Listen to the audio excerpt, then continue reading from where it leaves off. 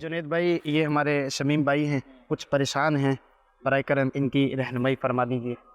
جی شمیم بھائی، خیریت تو ہے؟ بس جنید بھائی گھر میں لڑائی جھگڑے ناچاکی بڑی پریشانی ہے۔ اللہ پاک آسانی فرمائے، اپنے حفظ و امان میں رکھیں آپ کو۔ چلیں میں ایک وظیفہ بھی میں عرض کرتا ہوں، ایک روحانی علاج میں آپ کو بتاتا ہوں۔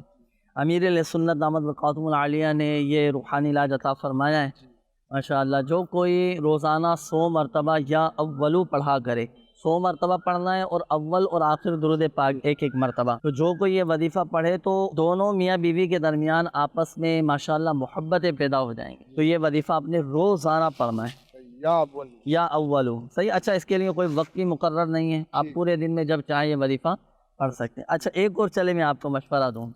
مشورہ یہ ہے کہ دنیا بھر میں ماشاءاللہ دعوت اسلامی کے تحت روحانی علاج کے بستے لگتے ہیں نا، جہاں سے فی سبیل اللہ کوئی پیسے نہیں لیے جاتے، کوئی چارجز نہیں لیے جاتے، فری آف کاسٹ ماشاءاللہ تعویذات دیے جاتے ہیں نا۔ ایک تو آپ نے اپنے لیے بھی، اپنے گھر کے لیے بھی تعویذات عطاریہ حاصل کرنا ہے۔ ان تعویذات عطاریہ کی ماشاءاللہ ایسی برکتیں ہیں شمیم بھائی کہ ماشاءاللہ گھر میں محبتیں پیدا ہو جاتی ہیں، گھر کے لڑائی جھگڑے ختم ہو جاتے ہیں، آپس میں ماشاءاللہ ایک اتفاق قائم ہو جاتا ہے نا۔ جنید بھی ایک سوال کرنا چاہوں گا، کیا بیوی اپنے شوہر کو قابو کرنے کے لیے تعویذات کا استعمال کر سکتی ہے؟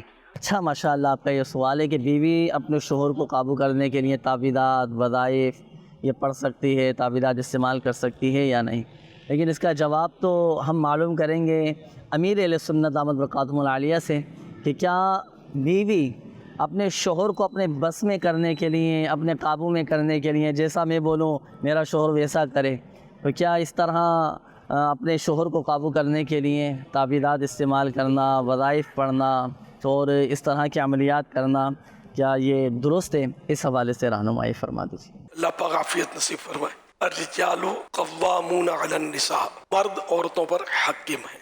حاکم کو محکوم کیسے بنایا جائے، کہ اپنے قابو میں کیسے لایا جائے؟ جب قرآن نے ان کو حاکم بنایا، انہوں نے حاکم ہی رہنا ہے، مرد نے قرآن کو تو بدل نہیں سکتے۔ تو بہرحال بعض عورتیں یہ ضرور کر رہی ہوتی ہیں ایسے عملیات تعویذات، پھر یہ جو پیسے کھینچنے والے جو بابا جی ہوتے ہیں ان کی پھر کمائی ہوتی ہے، اور یہ طرح طرح کے ان کو ٹوٹ کے تعویذات وغیرہ دیتے ہوں گے۔ تو جو اسی کرتی ہے گناہ گار ہے۔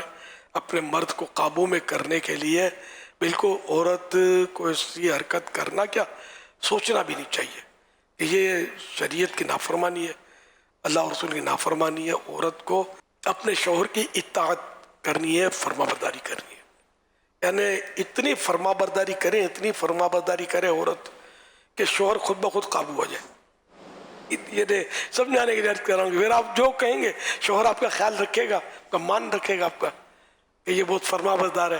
اب بات بات پہ اکڑیں گی، بات پہ اڑی کریں گی، بات پہ بحث کریں گی، تو پھر وہ شوہر قابو میں کہاں رہے گا؟ آپ خود قابو میں رہیں گی تو شوہر بھی قابو میں رہے گا، ورنہ پھر گھر ٹوٹ جاتے ہیں بعض اوقات۔